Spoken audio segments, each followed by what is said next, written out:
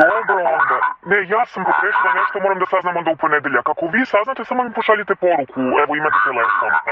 Znači, ovakve situacije, mislim, ono što ja znam, pa da probamo da se razumemo.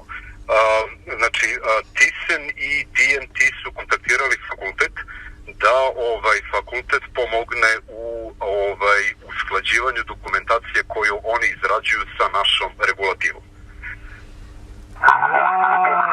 Ma naravno da sam na to mislila, nego ja sam pogrešila zato što sam mislila da ste vi zaduženi za tu inspekciju, ali ću morati da sačekam onda do ponedeljka da saznam ko je zadužen za to i da onda njih zovem.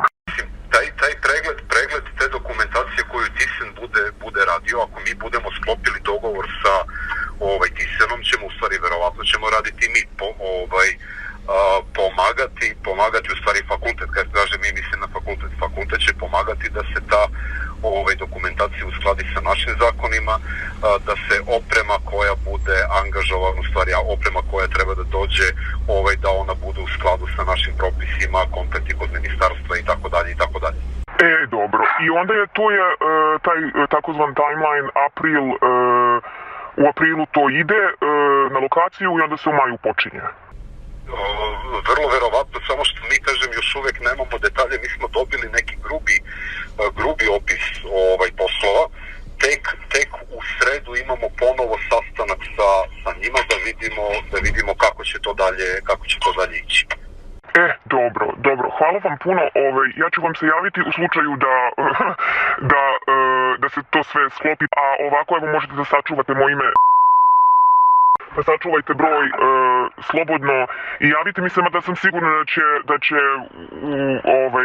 sve to da i onako i ovako zna do ponedeljka.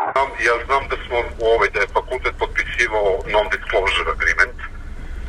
Znam da je trenutno na fakultetu due diligence na potpisivanju, tako da pretpostavljam da će fakultet biti. Sad kažem, da li ću ja biti uključen u celu tu priču ili ne, jer kažem, ja kod vas imam angažman preko ovog geotehničkog revizorskog odbora.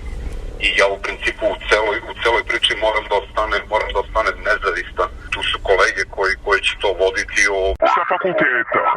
Sa fakulteta, da.